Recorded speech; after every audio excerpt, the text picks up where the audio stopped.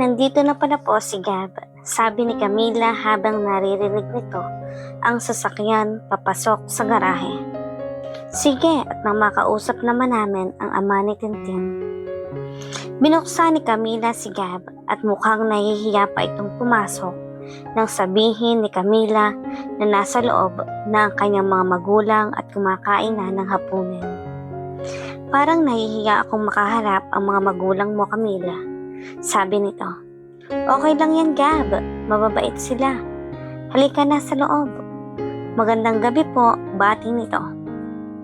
Magandang gabi naman sa iyo, Gab, sagot ng ina ni Camila. Samantalang ang tatay ni Camila ay tango lamang ang paraan nito sa pagsagot. Kumain ka na, iho, dagdag na kanyang ina. Kaya nga po at nagugutom na rin po ako. Hindi napigilan ng ina ni Camila ang magtanong habang papasubo pa lang ng isang kutsara si Gab. Iho, ba't ngayon ka lang bumalik para sa mag-ina mo? Seryosong tanong ng ina ni Camila. Matagal po kasi ako sa US. Hindi ko alam na buntis pala si Camila. Nang iwan ko siya at hindi ko alam na magkikita pala kami sa dito sa Manila, pero babawiin po ako sa mag-ina ko, pangako po yan. Sagot nito na tila halatang kinakabahan. Tama nga yan, iho, lalo na ngayon na kailangan kayo ni Tintin. Matagal na rin kasing tinutukso siya ng mga kalaro niya na wala daw siyang tatay, kaya naaawa ako. Totoo yan, pero ngayon nakikita ko kay Tintin na madalas na siyang tumatawa nang makilala niya ang papa niya. Tay, bakit ang tahimik niyo po? Basta ang masasabi ko lang sa inyo, anak, piliting ayusin ang pamilya ninyo alang-alang sa anak ninyo. Opo, tatay, sagot ni Gab. Natawa naman si Camila nang tawaging tatay ang kanyang ama. Gab, napakaseryoso mo naman. Bakit ka natatawa? Hindi ba pwedeng tawaging tatay ang papa mo? Lola, lolo, ayan, gising na pala ang apo ko, sabi ng kanyang lola na tuwang-tuwa nang makita ang apo. Anak, bumaba ka lang ng mag-isa. Alam mo namang delikado. Kaya ko naman po, mama. Hindi nga pwede, anak. Dapat hinintay mo na lang kami. Kailangan siguro mayaya si Tintin para masundan ang bawat kilos niya. Kaya ko naman, iho. Malakas pa ako.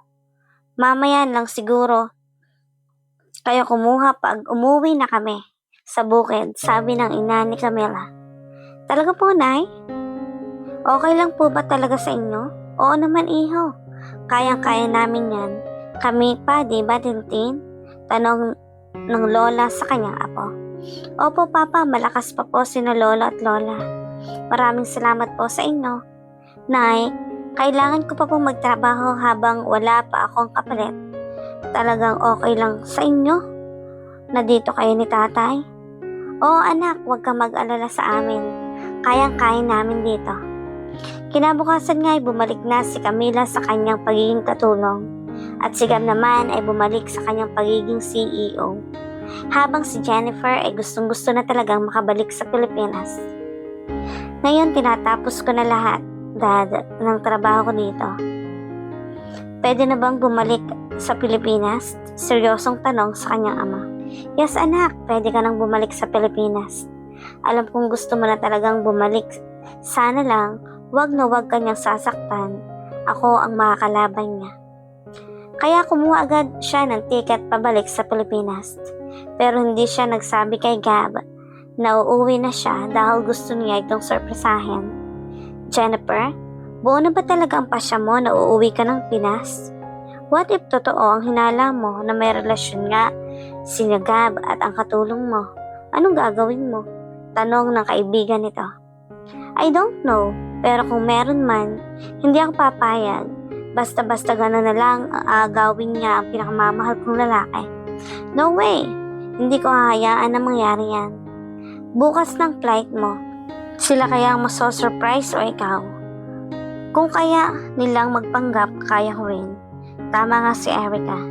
Dapat hindi ako basta-basta magtitiwala. Pero sana nga mali ang hinala ko. Basta tayo pag kinabahan 90% talagang totoo. Saad ng ina nito.